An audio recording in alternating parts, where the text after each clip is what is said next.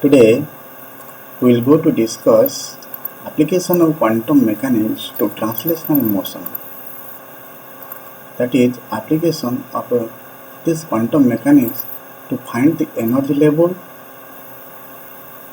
and distance between energy level, symmetrical and antisymmetric wave functions of a particle in one-dimensional box. Here we discuss the subatomic particles present in a high wall potential barrier, or we can say potential in a wave or potential in a high wall barrier, so that in a box particle present inside the box, and this particle cannot go out from the box.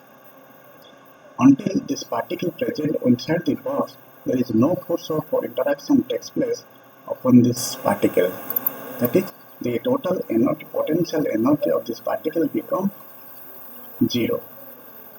That means since particle does not come to the outside, so probability of finding particle outside the box is equal to 0.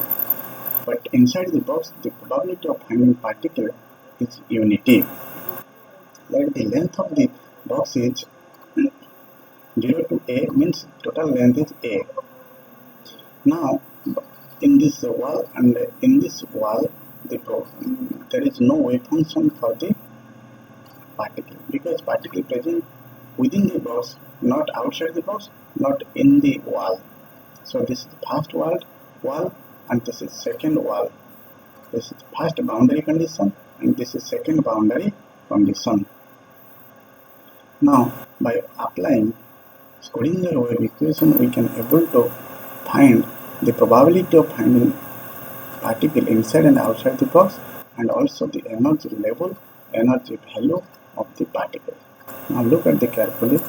Here Schrödinger wave equation for one-dimensional box is d square psi by dx square plus 8 pi square m by h square E minus potential energy psi is equal to 0. Now I will focus outside the box. Outside the box, the potential energy is infinity, because here potential energy is infinity means there is some interaction takes place between the subatomic particle and the other particle in outside the box. So here infinity, I will put infinity. By solving the equation, we will get psi equal to 0. So it indicates that there is no particle outside the box. Psi equal to 0 means particle doesn't exist outside the box.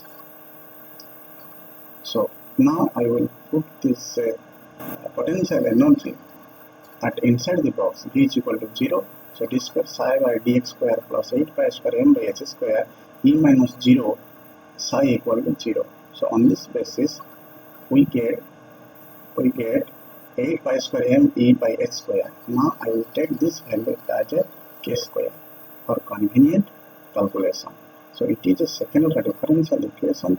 By solving the complicated mathematics for second order differential equation, we get psi is equal to a sin kx plus b cos kx. Now I will apply two boundary conditions, first boundary condition and the second boundary condition. In first boundary condition, here x is equal to 0, psi is equal to 0.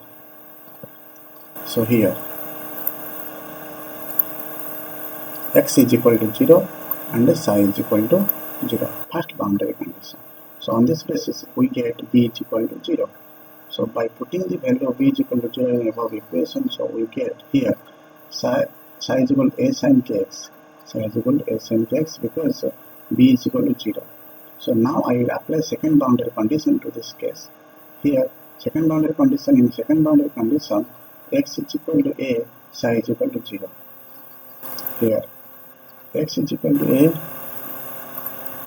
psi is equal to 0. So we get sin k is equal to 0, sin k 0, sin value 0 means sin n pi is equal to 0. So k is equal to n pi. So by taking squaring, by squaring k square is equal to this value and putting the value of k square. Here I take k square is this much. So on this basis we get E is equal to n square h square by 8 m square.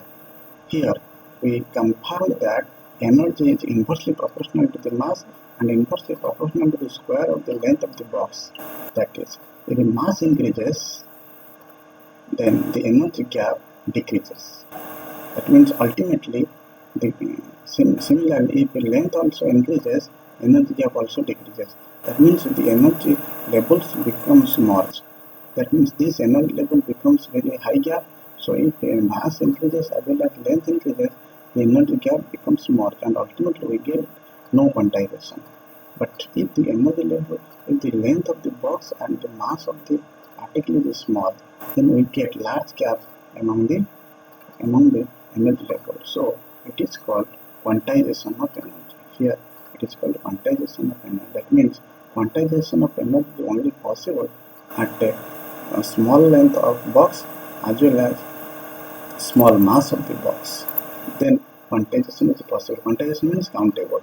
Here n is not a fractional value, n is a whole number 1, 2, 3, 4 and that. So on this basis we will get this value. Now I will get the symmetrical and antisymmetric wave function. Here one example is given, particle in one dimension box here. So it is a symmetrical wave function, it is antisymmetric, because if I will draw one line here, then we will get crest and trough here, crest here, trough, there is no crest here, so it is antisymmetric, but it is symmetric. It is also symmetric. That means all wave functions psi 1, psi 3, psi 5 are symmetrical wave function, but psi 2, psi 4 are antisymmetric wave function. Clear? Okay. Now we get the symmetric and antisymmetric wave function here. Look carefully, clearly. Here. This is antisymmetric, this is symmetric, this is antisymmetric, this is symmetric wave function. Now I will get the node value. Node means number of intersection point here. Number means intersection point. 1 means node is 1. 1 here, another one is here, node is 2. Here 1, 2, 3, node is 3. So on this basis we also, in first wave function there is no node, there is no intersection point, so there is no node. So now cell number, so node is equal to n minus 1 means cell number minus 1. Here cell number 1, 1 minus 1 is equal to 0, node number 0. Here cell number 2, we will get 2 minus 1 is equal to 1. Here cell number 3, 3 minus 1 is equal to n minus 1 value. Node gives n minus 1 value.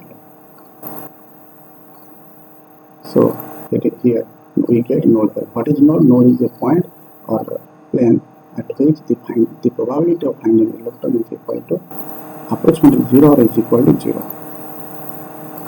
Clear? Next, orthogonalization phenomenon.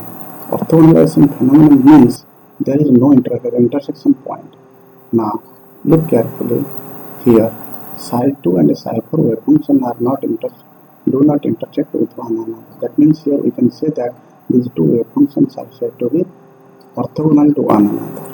If the two wave functions intersect with one another, then it is known as normalization wave function. It is only possible for the same wave function, because same wave function can intersect with the same wave function. So I can say that psi 2 and psi 2 star. Psi 2 star means the complex conjugate of psi 2. The complex conjugate of psi 2. So if I will multiply, then we will get a point or a probability of finding electron that is unity. That means inside the box the probability of finding electron is unity. On this basis now we can easily get more and more information by reading the books.